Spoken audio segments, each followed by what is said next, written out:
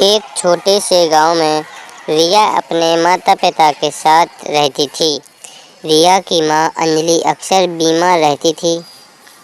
एक बार की बात है, अंजलि अपने पति को पास बुलाकर कहती है, सुनो जी, मुझे लगता है कि मेरा अंतिम समय नज़दीक आ गया है।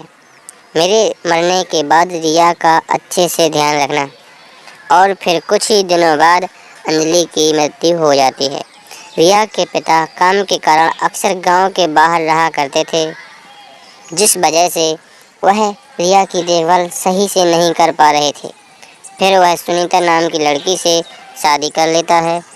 सुनीता की पहले से ही एक बेटी होती है, जिसका नाम मुस्कान था।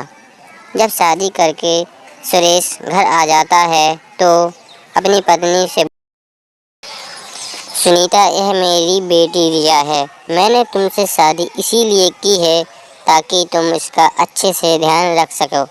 यह सुनकर सुनीता बोलती है, आप चिंता ना करें जी, मैं रिया को अपनी बेटी की तरह ही प्यार करूंगी। फिर उसका पति बोलता है, मुझे तुमसे यही उम्मीद थी। सुनीता सुरेश के सामने तो रिया को बहुत प्यार करती है, लेकिन सुरेश के जाने के बाद सुनीता रिया पर बहुत जुल्म करती है। सुनीता रिया के घर का सारा काम करवाती है और बदले में उसे रूखा सूखा खाना देती है। एक दिन रिया जब सो रही थी, तभी उसकी माँ काम करवाने के लिए आई और बोली कि बेटी मुस्कान, रिया को देखा क्या? तो मुस्कान बोली, रिया तो अपने कमरे में सो रही है। तो सुनीता कमरे में जाती है और कहती है, महारानी अभी तक सो रही हैं, घर का काम कौन करेगा? तभी रिया बोलती है, माँ, मेरी तबीयत खराब है, मुझे बुखार है और सिर दर्द है।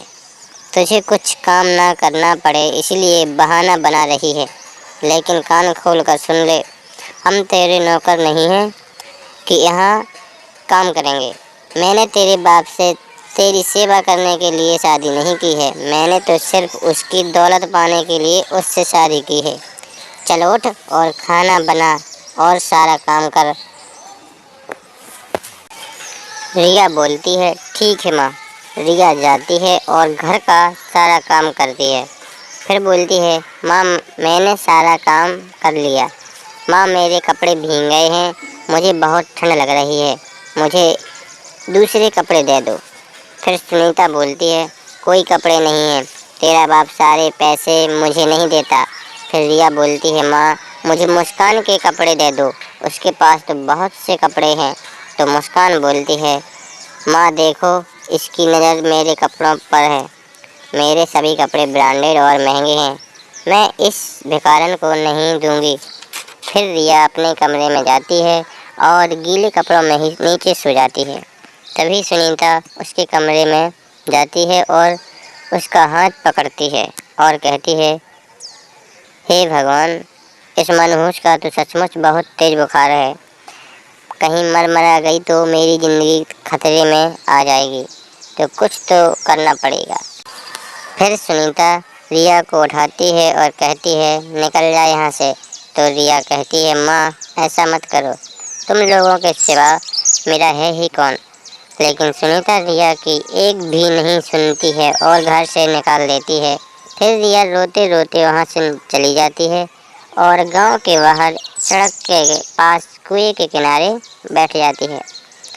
तभी अचानक उसके पिताजी शहर से वापस आते हैं और उनकी नज़र रिया पर पड़ती है। तो वह रिया के पास जाते हैं और कहते हैं, रिया बेटा, यहाँ पर क्या कर रही हो? तभी रिया रोने लगती है और पिता कहते हैं, बताओ क्या हुआ। तब रिया सारी बात बताती है। फिर सुरेश रिया को लेकर घर वापस जाता है और सुनीता को बुलाता है और कहता है, रिया कहाँ है? तभी सुनीता कहती है, रिया घर छोड़कर भाग गई, वह कह रही थी कि मेरे पिताजी बहुत खराब हैं, मुझे मारते थे, इसलिए मैं घर छोड़कर जा रही हूँ। फिर सुरेश कहता है, मुझे विश्वास नहीं होता कि रिया ऐसा कह सकती है, अगर तुम सच कह रही हो तो अपनी बेटी मुस्कान की कसम खाओ। तभी सुनीता सब कुछ सच सच बता देती है और माफ़ी मांगने लगती है। तभी तो सुरेश बोलता है, देखो तुम्हें शर्म आनी चाहिए, तुमने इसके साथ कितना गलत किया, फिर भी तुम लोगों के बारे में अच्छा सोच रही है। फिर सुनीता बोलती है, मुझे माफ़ कर दो बेटी। और फिर सुरेश रिया के कहने पर सुनीता को माफ़ कर देता है। अब सुनीता रिया और मुस्कान दोनों को बराबर प्यार करती है और सभी खुशी खुशी रहने लगते हैं।